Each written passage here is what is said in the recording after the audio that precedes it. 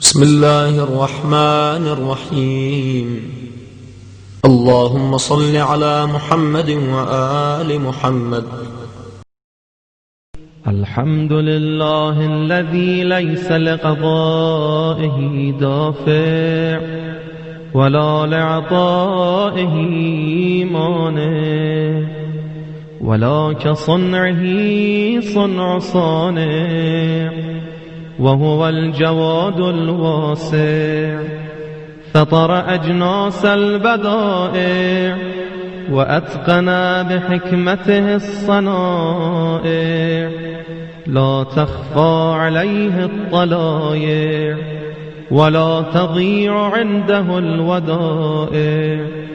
جازي كل صانع ورايش كل قانع، وراحم كل ضارع، ومنزل المنافع والكتاب الجامع بالنور الساطع. وهو للدعوات سامع وللكربات دافع، وللدرجات رافع، وللجبابرة قامع. فلا إله غيره ولا شيء يعدله، وليس كمثله شيء، وهو السميع البصير اللطيف الخبير، وهو على كل شيء قدير. اللهم إني أرغب إليك وأشهد بالربوبية لك، مقرا بأنك ربي وأن إليك مردي. ابتدأتني بنعمتك قبل أن أكون شيئا مذكورا، وخلقتني من التراب ثم أسكنتني الأصلاب، آمنا لريب المنون واختلاف الدهور والسنين. فلم أزل ضاعنا من صلب إلى رحم، في تقادم من الأيام الماضية والقرون الخالية.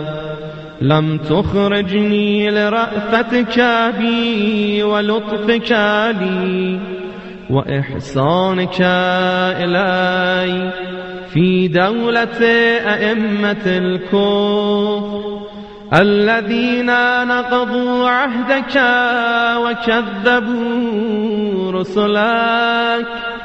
لكنك أخرجتني للذي سبق لي من الهدى، الذي له يسرتني وفيه أنشأتني، ومن قبل ذلك رأفت بي بجميل صنعك وسوابغ نعمك.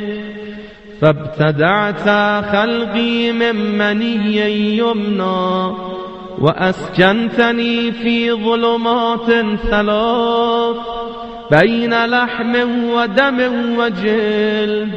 لم تشهدني خلقي ولم تجعل إلي شيئا من أمري، ثم أخرجتني للذي سبق لي من الهدى إلى الدنيا تاما سبيا. وحفظتني في المهد طفلا صبيا، ورزقتني من الغذاء لبنا مريا. وعطفت علي قلوب الحواضن، وكفلتني الأمهات الرواحم، وكلأتني من طوارق الجان، وسلمتني من الزيادة والنقصان. فتعاليت يا رحيم يا رحمن، حتى إذا استهللت ناطقا بالكلام أتممت علي سوابغ الإنعام، وربيتني زايدا في كل عام، حتى إذا اكتملت فطرتي واعتدلت مرتي أوجبت علي حجتك بأن ألهمتني معرفتك، وروعتني بعجائب حكمتك، وأيقظتني لما ذرأت في سمائك وأرضك من بدائع خلقك، ونبهتني لشكرك وذكرك، وأوجبت علي طاعتك وعبادتك، وفهمتني ما جاءت به رسلك، ويسرت لي تقبل مرضاتك، ومننت علي في جميع ذلك بعونك ولطفك. ثم إذ خلقتني من خير الثرى لم ترض لي يا إلهي نعمة دون أخرى، ورزقتني من أنواع المعاش وصنوف الرياش بمنك العظيم الأعظم علي، وإحسانك القديم إلي، حتى إذا أتممت علي جميع النعم وصرفت عني كل النقم لم يمنعك جهلي وجرأتي عليك أن دللتني إلى ما يقربني إليك، ووفقتني لما يزلفني لديك. فإن دعوتك أجبتني، وإن سألتك أعطيتني، وإن أطعتك شكرتني، وإن شكرتك زدتني. كل ذلك إكمال لأنعمك علي وإحسانك إلي.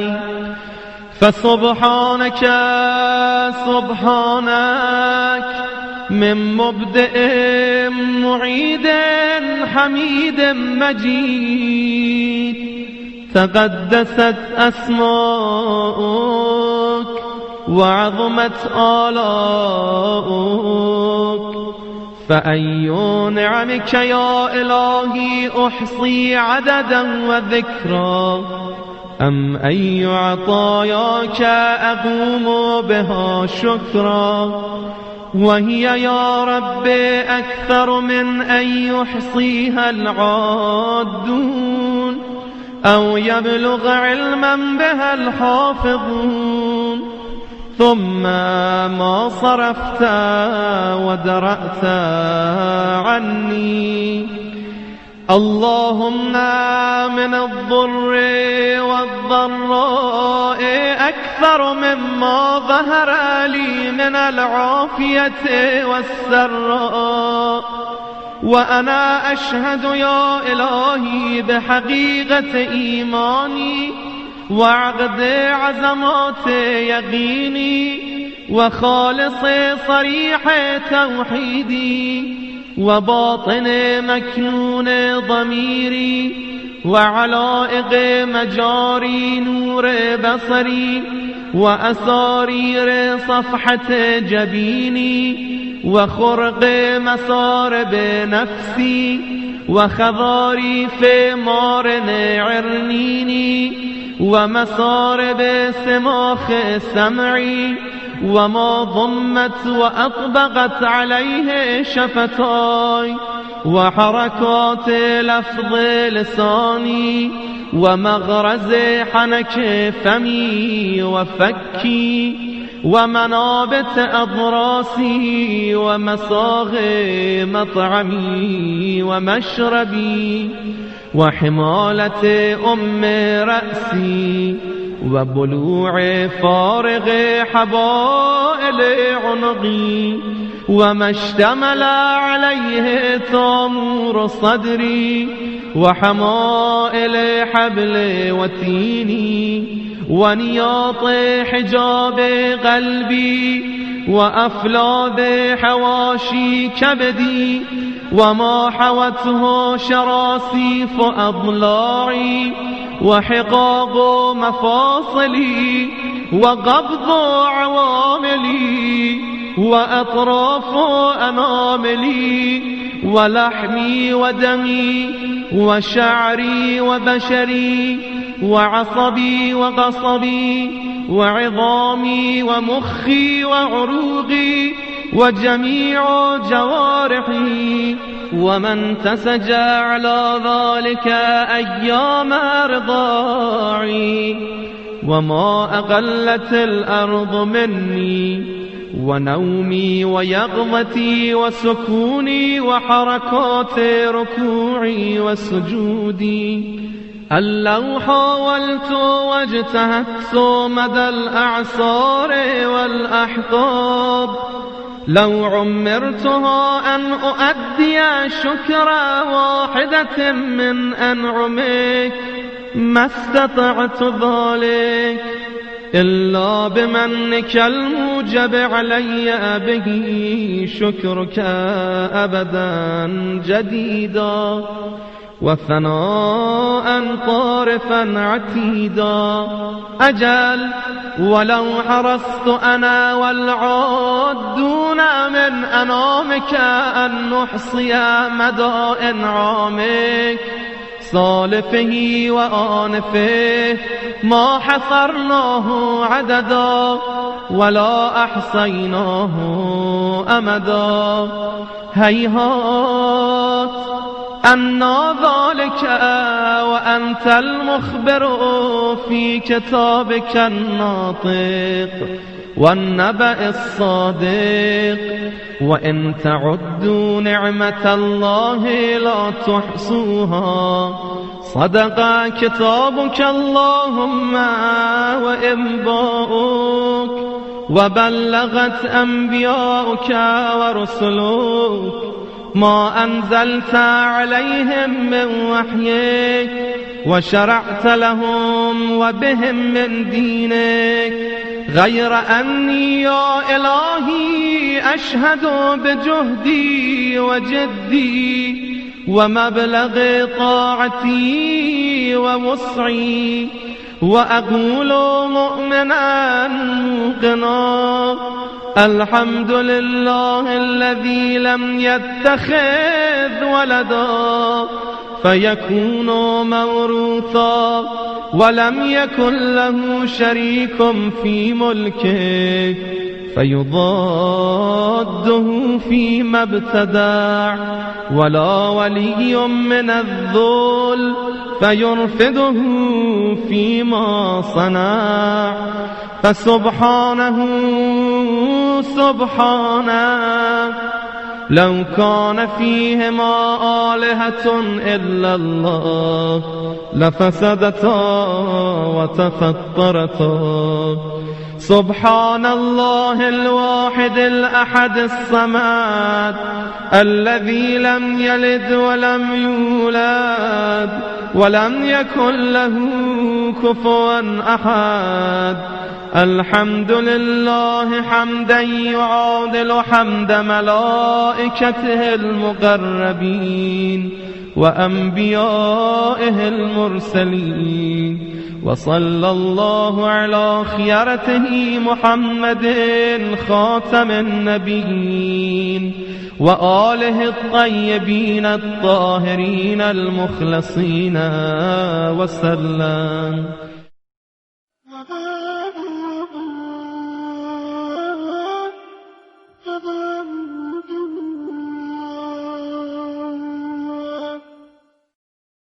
اللهم اجعلني أخشاك كأني أراك، وأسعدني بتقواك، ولا تشغلني بمعصيتك، وخر لي في قضائك، وبارك لي في قدرك، حتى لا أحب تعجيل ما أخرت، ولا تأخير ما عجلت. اللهم اجعل غنايا في نفسي، واليقين في قلبي، والإخلاص في عملي، والنور في بصري، والبصيرة في ديني، ومتعني بجوارحي، واجعل سمعي وبصري الوارثين مني، وانصرني على من ظلمني، وأرني فيه ثاري ومآربي، وأقر بذلك عيني. اللهم اكشف كربتي، واستر عورتي، واغفر لي خطيئتي، واخسأ شيطاني، وفك رهاني، واجعل لي يا إله الدرجة العليا في الآخرة والأولى. اللهم لك الحمد كما خلقتني فجعلتني سميعا بصيرا، ولك الحمد كما خلقتني فجعلتني خلقا سويا رحمة بي، وقد كنت عن خلقي غنيا. رب بما برأتني فعدلت فطرتي، رب بما أنشأتني فأحسنت صورتي، رب بما أحسنت إلي وفي نفسي عافيتني، رب بما كلأتني ووفقتني، رب بما أنعمت علي فهديتني، رب بما أوليتني ومن كل خير أعطيتني، رب بما أطعمتني وسقيتني، رب بما أغنيتني وأقنيتني، رب بما أعنتني وأعززتني، رب بما ألبستني من سترك الصافي، ويسرت لي من صنعك الكافي. صل على محمد وآل محمد، وأعني على بوائق الدهور وصروف الليالي والأيام، ونجني من أهوال الدنيا وكربات الآخرة، واكفني شر ما يعمل الظالمون في الأرض. اللهم ما أخاف فاكفني، وما أحذر فقني، وفي نفسي وديني فاحرسني، وفي سفري فاحفظني، وفي أهلي ومالي فاخلفني، وفيما رزقتني فبارك لي، وفي نفسي فذللني، وفي أعين الناس فعظمني، ومن شر الجن والإنس فسلمني، وبذنوبي فلا تفضحني، وبسريرتي فلا تخزني، وبعملي فلا تبتلني، ونعمك فلا تسلبني، وإلى غيرك فلا تكلني. إلهي إلى من تكلني؟ إلى غريب فيقطعني، أم إلى بعيد فيتجهمني، أم إلى المستضعفين لي؟ وأنت ربي ومليك أمري. أشكو إليك غربتي وبعد داري وهواني على من ملكته أمري.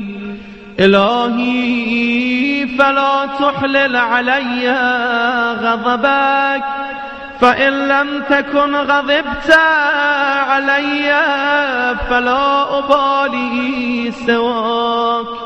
سبحانك غير أن عافيتك أوسع لي، فأسألك يا رب بنور وجهك الذي أشرقت له الأرض والسماوات، وكشفت به الظلمات، وصلح به أمر الأولين والآخرين، ألا تميتني على غضبك ولا تنزل بي سخطك. لك العتبى لك العتبى حتى ترضى قبل ذلك. لا إله إلا أنت رب البلد الحرام والمشعر الحرام والبيت العتيق الذي أحللته البركة وجعلته للناس أمنا. يا من عفا عن عظيم الذنوب بحلمه، يا من أسبغ النعماء بفضله، يا من أعطى الجزيل بكرمه، يا عدتي في شدتي، يا صاحبي في وحدتي، يا غياثي في كربتي، يا وليي في نعمتي. يا إلهي وإله آبائي إبراهيم وإسماعيل وإسحاق ويعقوب، ورب جبرائيل وميكائيل وإسرافيل، ورب محمد خاتم النبيين وآله المنتجبين، ومنزل التوراة والإنجيل والزبور والفرقان، ومنزل كافها يا عين صاد وطه وياسين والقرآن الحكيم.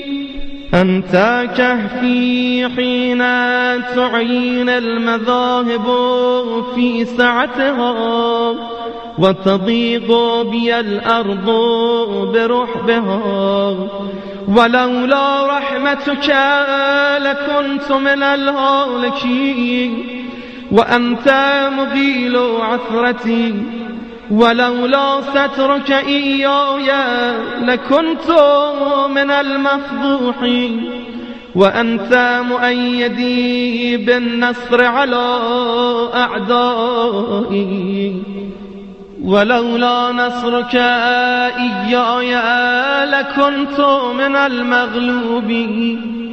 يا من خص نفسه بالسمو والرفعة، فأولياؤه بعزه يعتزون. يوما جعلت له الملوك نير المذلة على أعناقهم فهم من سطواته خائفون يعلم خائنة الأعين وما تخفي الصدور وغيب ما تأتي به الأزمنة والدهور يا من لا يعلم كيف هو إلا هو يا من لا يعلم ما هو إلا هو يا من لا يعلمه إلا هو يا من كبس الأرض على الماء وسد الهواء بالسماء يا من له أكرم الأسماء يا ذا المعروف الذي لا ينقطع أبدا يا مقيض الركب ليوسف في البلد القاف ومخرجه من الجوب وجاعله بعد العبودية ملكا يا راده على يعقوب بعد أن ابيضت عيناه من الحزن وهو كظيم يا كاشف الضر والبلوى عن أيوب وممسك يدي إبراهيم عن ذبح ابنه بعد كبر سنه وفناء عمره يا من استجاب لزكريا فوهب له يحيى ولم يدعه فردا وحيدا يا من أخرج يونس من بطن الحوت يا من فلق البحر لبني إسرائيل فأنجاهم وجعل فرعون وجنوده من المغرقين يا من أرسل الرياح مبشرات بين يدي رحمته يا من لم يعجل على من عصاه من خلقه يا من استنقذ السحرة من بعد طول الجحود وقد غدوا في نعمته يأكلون رزقه ويعبدون غيره وقد حادوه ونادوه وكذبوا رسله يا الله يا الله يا بديع يا بديع لا ند لك يا دائما لا نفاد لك يا حيا حين لا حي يا محيي الموتى يا من هو قائم على كل نفس بما كسبت يا من قل له شكري فلم يحرمني وعظمت خطيئتي فلم يفضحني ورآني على المعاصي فلم يشهرني يا من حفظني في صغري يا من رزقني في كبري يا من أياديه عندي لا تحصى ونعمه لا تجازى يا من عارضني بالخير والإحسان وعارضته بالإساءة والعصيان يا من هداني للإيمان من قبل أن أعرف شكر الامتنان، يا من دعوته مريضا فشفاني، وعريانا فكساني، وجائعا فأشبعني، وعطشانا فأرواني، وذليلا فأعزني، وجاهلا فعرفني، ووحيدا فكثرني، وغائبا فردني، ومقلا فأغناني، ومنتصرا فنصرني، وغنيا فلم يسلبني، وأمسكت عن جميع ذلك فابتدأني، فلك الحمد والشكر يا من أقال عثرتي، ونفس كربتي، وأجاب دعوتي، وستر عورتي، وغفر ذنوبي، وبلغني طلبتي، ونصرني على عدوي. وإن أعد نعمك ومننك وكرائم منحك لا أحصيها يا مولاي، أنت الذي مننت، أنت الذي أنعمت، أنت الذي أحسنت، أنت الذي أجملت، أنت الذي أفضلت، أنت الذي أكملت، أنت الذي رزقت، أنت الذي وفقت، أنت الذي أعطيت، أنت الذي أغنيت، أنت الذي أغنيت،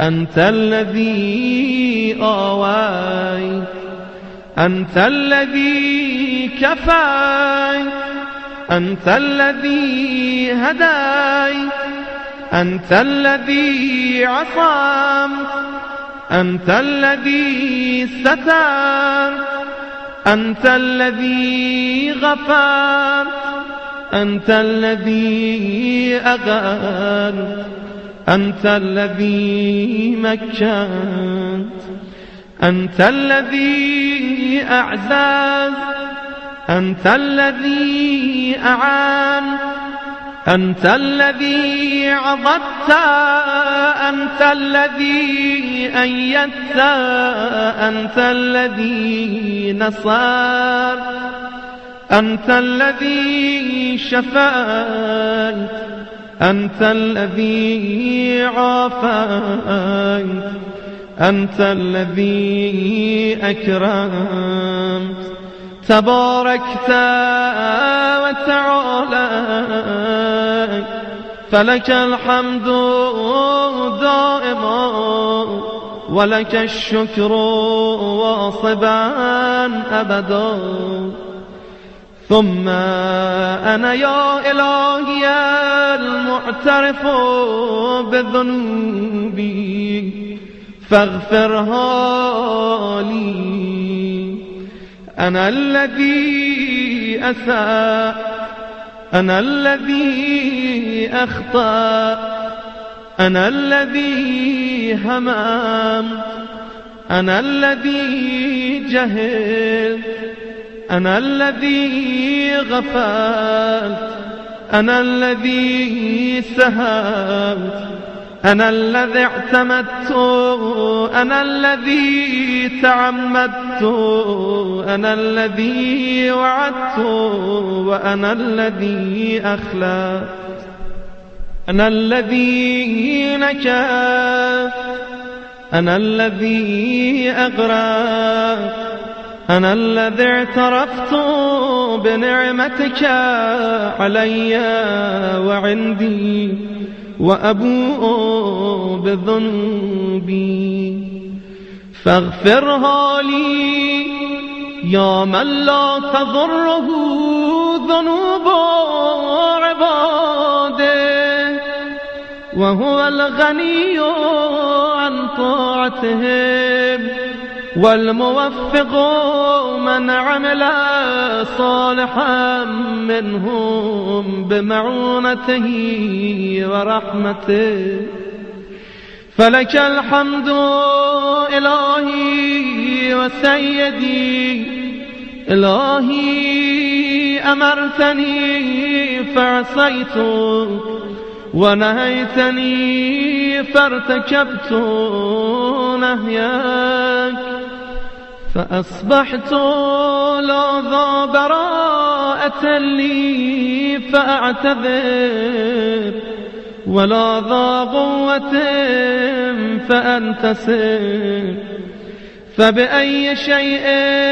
أستقبلك يا مولاي أبسمعي أم ببصري أم بلساني أم بيدي أم برجلي أليس كلها نعمك عندي وبكلها عصيت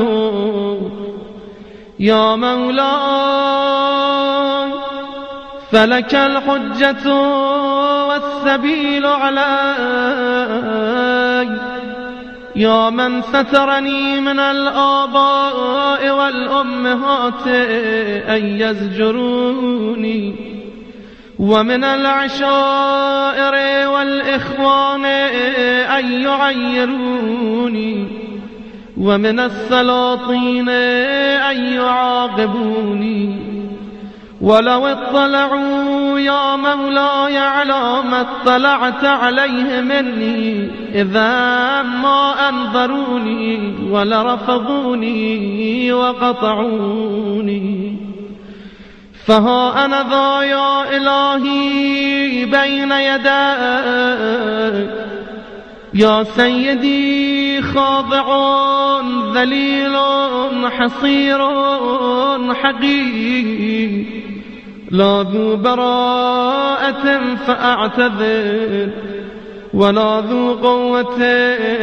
فأنتصر ولا حجة فأحتج بها ولا قائل لم أجترح ولم أعمل سوءا وما عسى الجحود ولو جحدت يا مولاي ينفعني كيف وأنى ذلك وجوارحي كلها شاهدة علي بما قد عملت وعلمت يقينا غير ذي شك أنك سائلي من عظائم الأمور وأنك الحكم العادل الذي لا تجور وعدلك مهلكي ومن كل عدلك مهربي فإن تعذبني يا إلهي فبذنوبي بعد حجتك علي وإن تعفو عني فبحلمك وجودك وكرمك لا إله إلا أنت سبحانك إني كنت من الظالمين لا إله إلا أنت سبحانك إني كنت من المستغفرين لا إله إلا أنت سبحانك إني كنت من الموحدين لا إله إلا أنت سبحانك إني كنت من الخائفين. لا إله إلا أنت سبحانك إني كنت من الوجلين. لا إله إلا أنت سبحانك إني كنت من الراجين. لا إله إلا أنت سبحانك إني كنت من الراغبين. لا إله إلا أنت سبحانك إني كنت من المهللين. لا إله إلا أنت سبحانك إني كنت من السائلين. لا إله إلا أنت سبحانك إني كنت من المسبحين. لا إله إلا أنت سبحانك إني كنت من المكبرين. لا إله إلا أنت سبحانك ربي ورب آبائي الأولين. اللهم هذا ثنائي عليك ممجدا وإخلاصي لذكرك موحدا وإقراري بآلائك معددا. وإن كنت مقرا أني لم أحصها لكثرتها وسبوغها وتظاهرها وتقادمها إلى حادث ما لم تزل تتعهدني به معها منذ خلقتني وبرأتني من أول العمر، من الإغناء من الفقر وكشف الضر وتسبيب اليسر ودفع العسر وتفريج الكرب والعافية في البدن والسلامة في الدين. ولو رفدني على قدر ذكر نعمتك جميع العالمين من الأولين والآخرين ما قدرت ولا هم على ذلك. تقدست وتعاليت من رب كريم عظيم رحيم، لا تحصى آلاك ولا يبلغ ثناك ولا تكافى نعماك. صل على محمد وآل محمد وأتمم علينا نعمك وأسعدنا بطاعتك. سبحانك لا إله إلا أنت. اللهم إنك تجيب المضطر وتكشف السوء وتغيث المكروه وتشفي السقيم وتغني الفقير وتجبر الكثير وترحم الصغير وتعين الكبير وليس دونك ظهير ولا فوقك قدير. وأنت العلي الكبير يا مطلق المكبل الأسير، يا رازق الطفل الصغير، يا عصمة الخائف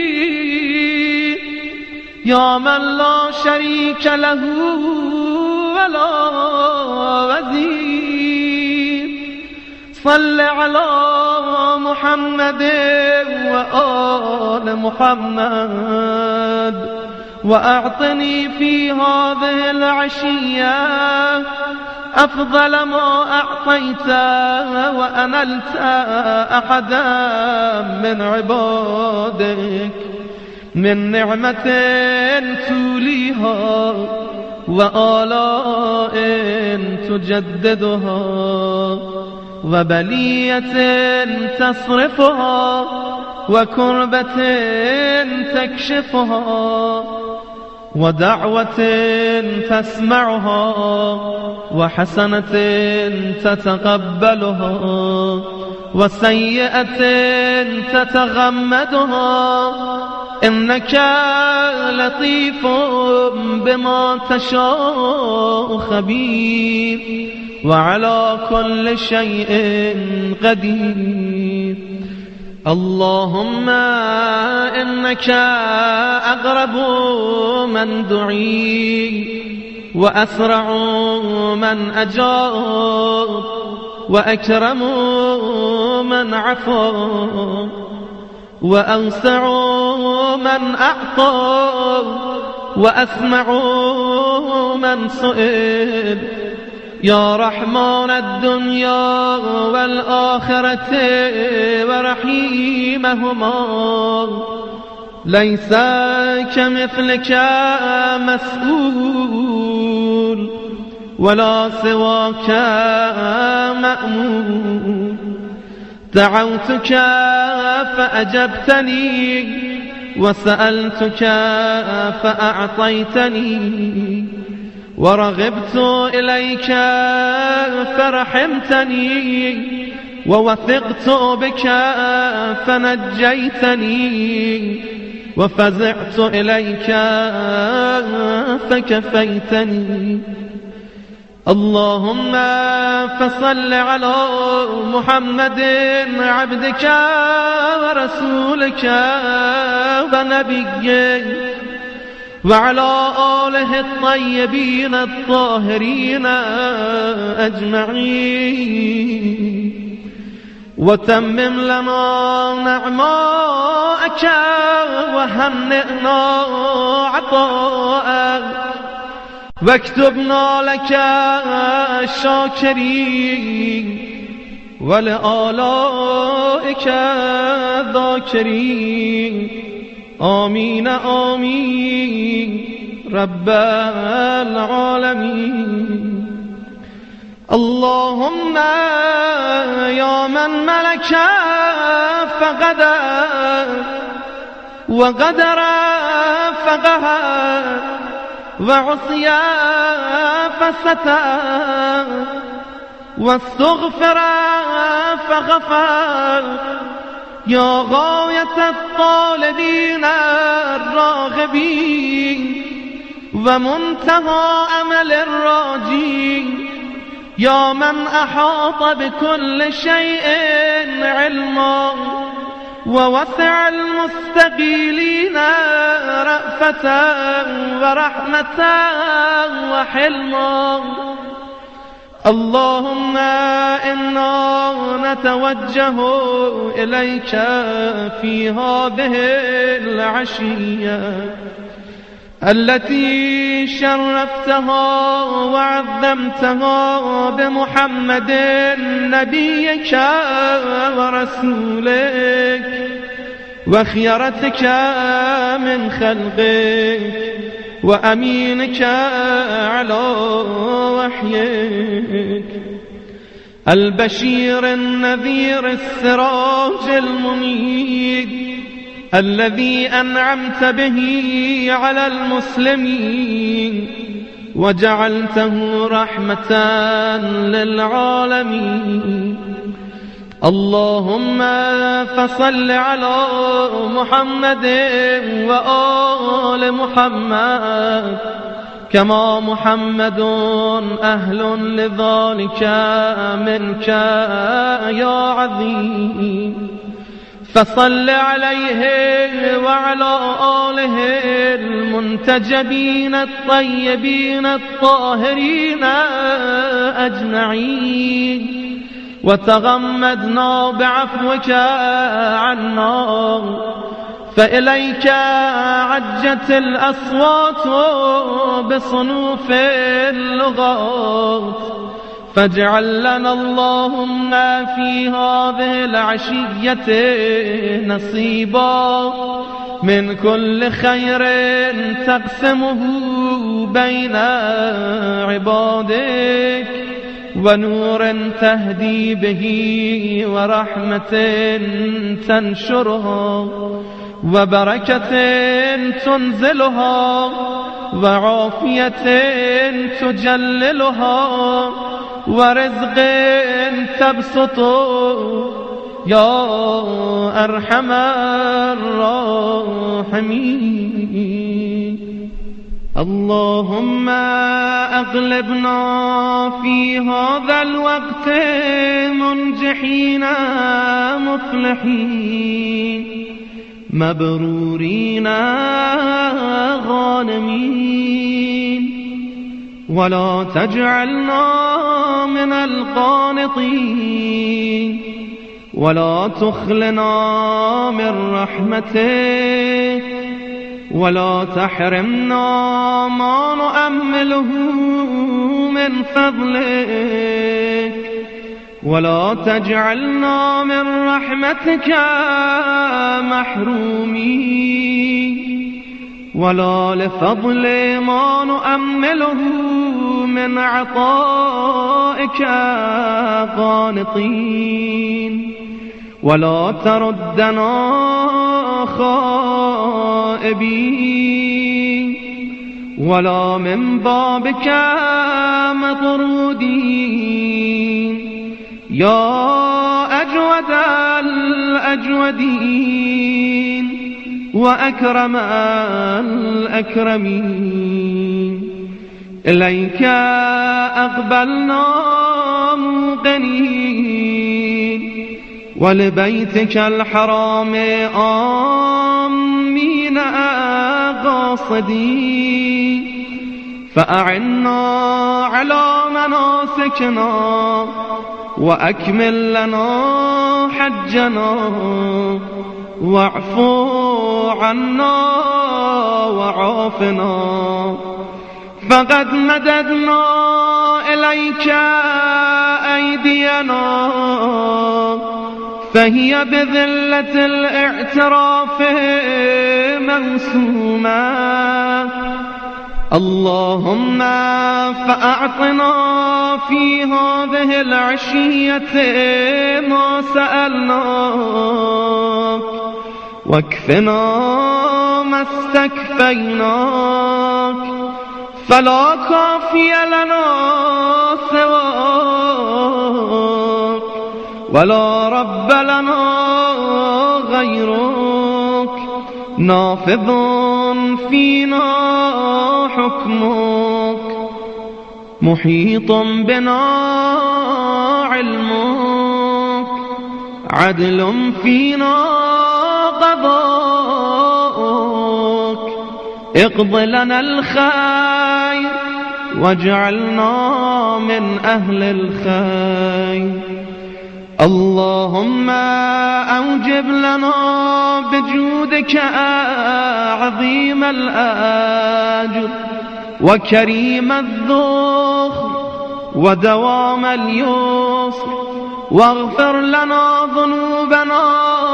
أجمعين ولا تهلكنا مع الهالكين ولا تصرف عنا رأفتك ورحمتك يا أرحم الراحمين اللهم اجعلنا في هذا الوقت ممن سألك فأعطيته وشكرك فزدته وتاب إليك فقبلته وتنصل إليك من ذنوبه كلها فغفرته له يا ذا الجلال والإكرام. اللهم ووفقنا وسددنا واقبل تضرعنا يا خير من سئل ويا أرحم من استرحم، يا من لا يخفى عليه إغماض الجفون ولا لحظ العيون ولا ما استقر في المكنون ولا من طوت عليه مضمرات القلوب. ألا كل ذلك قد أحصاه علمك ووسعه حلمك. سبحانك وتعالى عما يقول الظالمون علوا كبيرا. تسبح لك السماوات السبع والأرضون ومن فيهن وإن من شيء إلا يسبح بحمده، فلك الحمد والمجد وعلو الجاد يا ذا الجلال والإكرام والفضل والإنعام والأياد الجسام. وأنت الجواد الكريم الرؤوف الرحيم. اللهم أوسع علي من رزقك الحلال وعافني في بدني وديني وآمن خوفي وأعتق رقبتي من النار. اللهم لا تمكر بي ولا تستدرجني ولا تخدعني وادرأ عني شر فسقة الجن والإنس.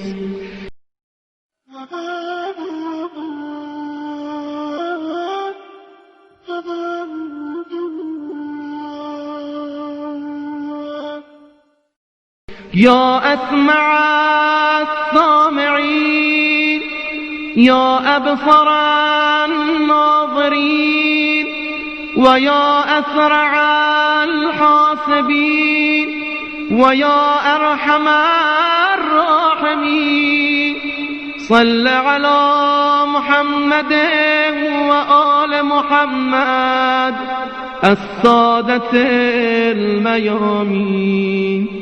وأسألك اللهم حاجتي التي إن أعطيتنيها لم يضرني ما منعتني وإن منعتنيها لم ينفعني ما أعطيتني.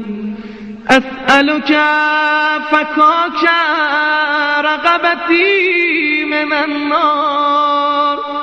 لا إله إلا أنت وحدك لا شريك لك، لك الملك ولك الحمد وأنت على كل شيء قدير. يا رب يا رب.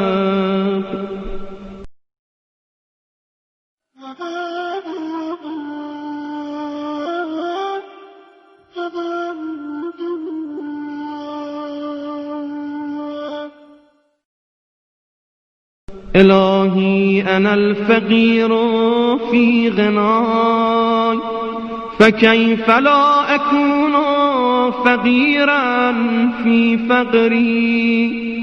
إلهي أنا الجاهل في علمي فكيف لا أكون جهولا في جهلي. إلهي إن اختلاف تدبيرك وسرعة طواء مقاديرك منع عبادك العارفين بك عن السكون إلى عطاء واليأس منك في بلاء. إلهي مني ما يليق بلؤمي ومنك ما يليق بكرمك. إلهي وصفت نفسك باللطف والرأفة لي قبل وجود ضعفي، أفتمنعني منهما بعد وجود ضعفي. إلهي إن ظهرت المحاسن مني فبفضلك ولك المنة علي، وإن ظهرت المساوي مني فبعدلك ولك الحجة علي. إلهي كيف تكلني وقد تكفلت لي، وكيف أضام وأنت الناصر لي، أم كيف أخيب وأنت الحفي بي. ها أنا أتوسل إليك بفقري إليك، وكيف أتوسل إليك بما هو محال أن يصل إليك. أم كيف أشكو إليك حالي وهو لا يخفى علي، أم كيف أترجم بمقالي وهو منك برز إلي، أم كيف تخيب آمالي وهي قد وفدت إلي، أم كيف لا تحسن أحوالي وبك قامت. إلهي ما ألطفك بي مع عظيم جهلي، وما أرحمك بي مع قبيح فعلي. إلهي ما أقربك مني وأبعدني عنك، وما أرأفك بي فما الذي يحجبني عنك. إلهي علمت باختلاف الآثار وتنقلات الأطوار أن مرادك مني أن تتعرف إلي في كل شيء حتى لا أجهلك في شيء. إلهي كلما أخرسني لؤمي أنطقني كرمك، وكلما آيستني أنصافي أطمعتني مننك. إلهي من كانت محاسنه مساويه فكيف لا تكون مساويه مساوي، ومن كانت حقائقه دعاوي فكيف لا تكون دعاويه دعاوي. إلهي حكمك النافذ ومشيتك القاهرة لم يتركا لذي مقال مقالا ولا لذي حال حالا. إلهي كم من طاعة بنيتها وحالة شيدتها هدم اعتمادي عليها عدل، بل أقالني منها فضلك. إلهي إنك تعلم أني وإن لم تدم الطاعة مني فعلا جزما فقد دامت محبة وعزما. إلهي كيف أعزم وأنت القاهر وكيف لا أعزم وأنت الآمر. إلهي ترددي في الآثار يوجب بعد المزار فاجمعني عليك بخدمة توصلني إليك. كيف يستدل عليك بما هو في وجوده مفتقر إليك. أيكون لغيرك من الظهور ما ليس لك حتى يكون هو المظهر لك.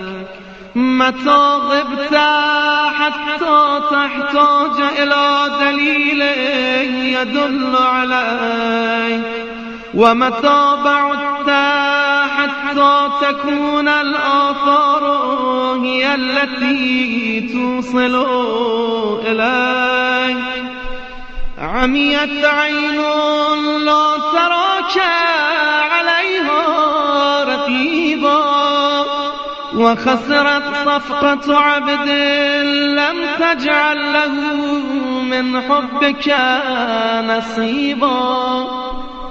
إلهي أمرت بالرجوع إلى الآثار فأرجعني إليك بكسوة الأنوار وهداية الاستبصار حتى أرجع إليك منها كما دخلت إليك منها.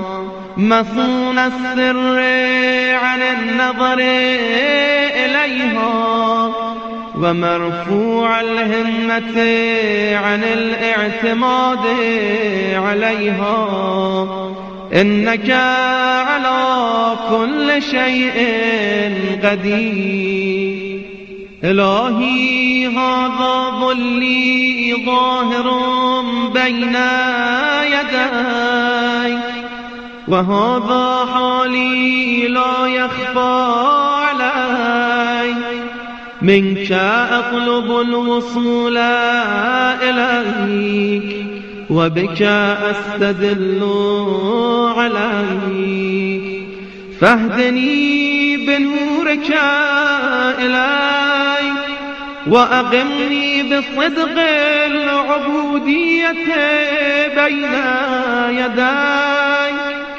إلهي علمني من علمك المخزون وصلني بسترك المسون. إلهي حققني بحقائق أهل القرب واسلك بي مسلك أهل الجذب. إلهي أغنني بتدبيرك لي عن تدبيري وباختيارك عن اختياري وأوقفني على مراكز اضطراري. إلهي أخرجني من ذل نفسي وطهرني من شكي وشركي قبل حلول رمسي. بك أنتصر فانصرني وعليك أتوكل فلا تكلني وإياك أسأل فلا تخيبني وفي فضلك أرغب فلا تحرمني وبجنابك أنتسب فلا تبعدني. وببابك أقف فلا تطردني. إلهي تقدس رضاك أن يكون له علة منك، فكيف يكون له علة مني؟ إلهي أنت الغني بذاتك أن يصل إليك النفع منك، فكيف لا تكون غنيا عني؟ إلهي إن القضاء والقدر يمنيني، وإن الهوى بوثائق الشهوة أسرني، فكن أنت النصير لي حتى تنصرني وتبصرني وأغنني بفضلك، حتى أستغني بك عن طلبي. أنت الذي أشرقت الأنوار في قلوب أوليائك حتى عرفوك ووحدوك، وأنت الذي أزلت الأغيار عن قلوب أحبائك حتى لم يحبوا سواك ولم يلجأوا إلى غيرك. أنت المونس لهم حيث أوحشتهم العوالم، وأنت الذي هديتهم حيث استبانت لهم المعالم. ماذا وجد من فقدك، وما الذي فقد من وجدك؟ لقد خاب من رضي دونك بدلا، ولقد خسر من بغى عنك متحولا. كيف يرجى سواك وأنت ما قطعت الإحسان؟ وكيف يطلب من غيرك وأنت ما بدلت عادة الامتنان؟ يا من أذاق أحباءه حلاوة المؤانسة فقاموا بين يديه متملقين، ويا من ألبس أولياءه ملابس هيبته فقاموا بين يديه مستغفرين. أنت الذاكر قبل الذاكرين، وأنت البادي بالإحسان قبل توجه العابدين، وأنت الجواد بالعطاء قبل طلب الطالبين، وأنت الوهاب ثم لما وهبت لنا من المستغرقين.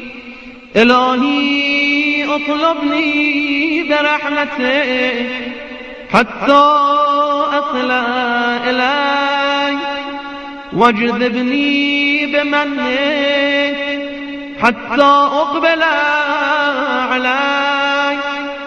إلهي إن رجائي لا ينقطع عنك، وإن عصيتك كما أن خوفي لا يزايلني، وإن أطعتك فقد دفعتني العوالم إليك، وقد أوقعني علمي بكرمك علي. إلهي كيف أخيب وأنت أملي، أم كيف أهان وعليك متكلي؟ إلهي كيف أستعز وفي الذلة أركزتني أم كيف لا أستعز وإليك نسبتني إلهي كيف لا أفتقر وأنت الذي في الفقراء أغمتني أم كيف أفتقر وأنت الذي بجودك أغنيتني وأنت الذي لا إله غيرك تعرفت لكل شيء فما جهلك شيء وأنت الذي تعرفت إلي في كل شيء فرأيتك ظاهرا في كل شيء وأنت الظاهر لكل شيء يوما استوى برحمانيته فصار العرش غيبا في ذاته محقت الآثار بالآثار ومحوت الأغيار بمحيطات أفلاك الأنوار يا من احتجب في صرادقات عرشه عن أن تدركه الأبصار يا من تجلى بكمال بهائه فتحققت عظمته الاستواء كيف تخفى وأنت الظاهر أم كيف تغيب وأنت الرقيب الحاضر إنك على كل شيء قدير والحمد لله وحده